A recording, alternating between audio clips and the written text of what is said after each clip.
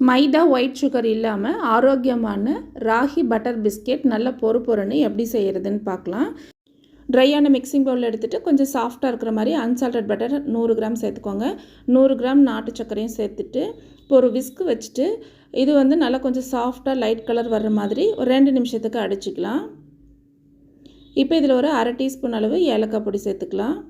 ஒரு சல்லடை வச்சுட்டு 130 கிராம் ராகி மாவு சேர்த்துக்கோங்க. இதோட 30 கிராம் அளவு கோதுமை மாவு சேர்த்துக்கலாம். பிஞ்சு salt, 1/2 teaspoon baking powder, 1/4 teaspoon baking soda.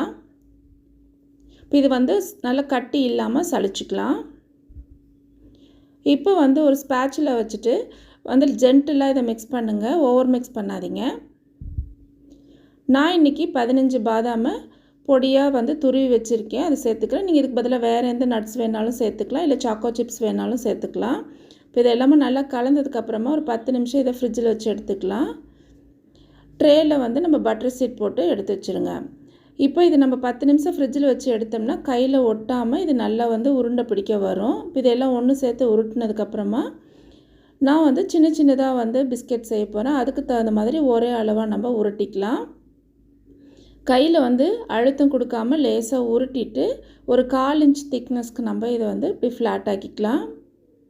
உங்களுக்கு வேணும்னா இந்த மாதிரி ஃபோர்க்கெல்லாம் வச்சு நம்ம டிசைன் பண்ணிக்கலாம்.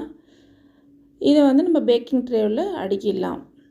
இதே மாதிரி நான் எல்லா மாவும் செஞ்சுருக்கேன். கொஞ்சம் கேப் விட்டு அடுக்கி வச்சுக்கலாம்.